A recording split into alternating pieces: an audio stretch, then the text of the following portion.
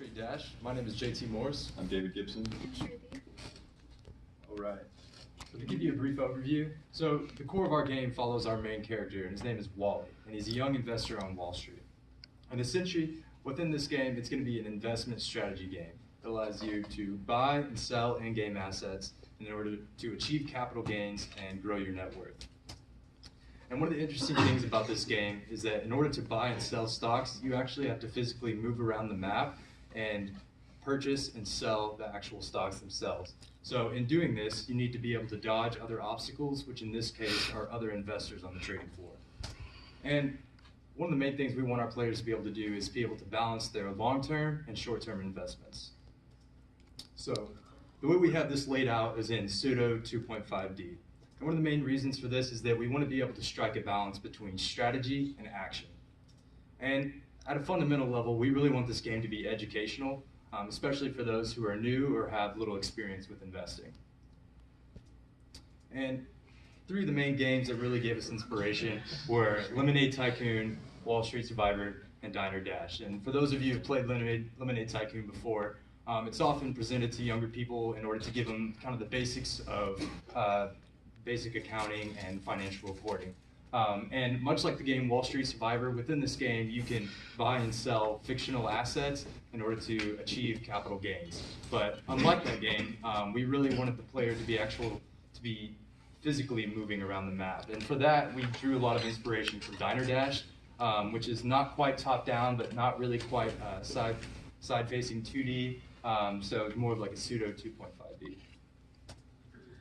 All right, so now I'm going to talk about the design of our game. So first off, the mechanics. As a player, you can move around the stock floor and you can get close to the kiosks to buy and sell from them.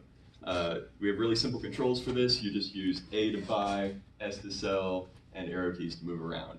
The NPCs, the random stockbrokers that move around the map, they first of all move randomly, and as they do so, they block the player from getting to the kiosks that they want to get to. The more technical mechanics include random stock prices. As you can see, we have graphs on the right-hand side of the screen which track the prices of each company's stock throughout the round. We have the random NPC movement, so a lot of randomization going on, and we have simulated bonds in between rounds that you can purchase for longer-term investments. As for dynamics, you can use these buying and selling mechanics to devise your own investment strategy, which will help you to grow your net worth, increase the amount of money that you have by the end of the game. One of these investment strategies may be to diversify your portfolio, so to move around the map and buy from different companies. This brings the added dynamic, though, that you have to dodge all the obstacles in your way to get to those different kiosks. And finally, you have to react to the price changes you see on the right-hand side of the screen. As for our aesthetics, we want to evoke these sort of contrasting feelings of vigilance and surprise. So we want the player to always be looking out for new opportunities, but we also want them to be surprised by sudden changes in stock prices, and we want them to have to adjust their strategies with that vigilance. We want it to feel a little chaotic. We want it to feel a little like the real stock exchange floor, where people are yelling at each other, calling up on the phone, that sort of thing. We want to make it feel fulfilling. We want to make sure that people have to grow their knowledge of their strategy to make sure that they can grow their assets by the best amount at the end. And finally, for our visual and UI themes, we want it to feel a little modern and clean, just like the real interfaces on the new stock exchange. The more challenging parts of our implementation have included the limitations of phaser and randomization. So with phaser, one of the main problems we've had is collision. When you move around top down and you want your player to bounce off things, it turns out it's really hard to make sure that their velocity gets retained when they bounce off of the enemy's sprites. So it's a little challenging there. We also are having trouble with randomization in balance, which trying to make the random stocks random enough so that you can get profit off of the change, off of the variance, while still making sure that you have some sort of trend to count on is pretty challenging. Alright, so a lot of the playtesting feedback we got was to make the tutorial more expansive and kind of give people who have no experience in the world of stock trading a general feel of how everything goes. Also, a lot of people really liked the chaotic aspect of the game and that they were moving around a lot, but not a lot of people found that there was a lot of action involved. And we also got a lot of feedback to improve the UI, kind of make it more user-friendly and readable, such as having visual indicators, having the prices be more clearly displayed rather than visually displayed, and also making the main spread more distinguishable from everyone else.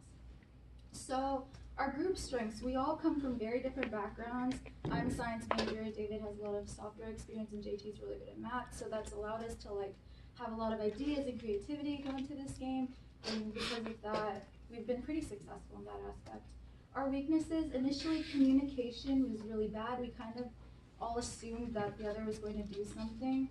And because of that, the work was never divided up as evenly as we wanted to. And because we all programmed really differently, there were a lot of GitHub merging issues. So that took up a lot of time. So moving forward, as we said earlier, we kind of want more action feel for this game. So we're going to be adding intermediate menus where upgrades can be received by the player and everything. And we're definitely going to do a better job of dividing up the work ahead of time. We're already doing that on Trello to make it kind of easier. And we're going to improve the artwork and overall feel of the game. Any questions? I don't know if you mentioned it, but how do you win or lose the game? So essentially, your goal is, and we didn't really touch on the backstory, so as you get into the game, you learn that Wally's mother has actually fallen ill, and in order to pay the medical expenses, you need to raise money. And so essentially, your net worth at the end of the game is your final score.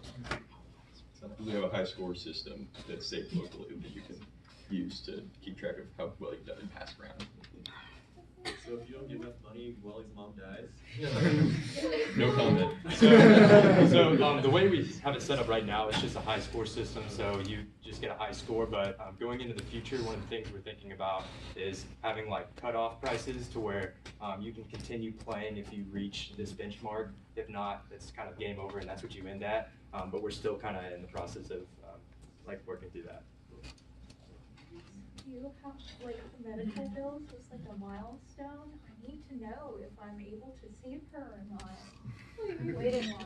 So as far as the milestones, we haven't actually, there's not actual bills, but in between each round, you do have the ability to invest in longer term assets, such as bonds and several different things that will invest over a longer, mature over a longer period of time. And that just kind of diversifies the options of whether just kind of playing the stocks as they go, or really kind of sitting your money back and watching it grow over a longer period of time. I care about my money. I care about my mom. I thought he was just trying to pay off his college debts or something. It's evolved over time, and we still have yet to set a final threshold for what we want the goal to be, because we're, again, the balance issues that I talked about. But we do plan to have something in addition to the high score system in the future. Thanks.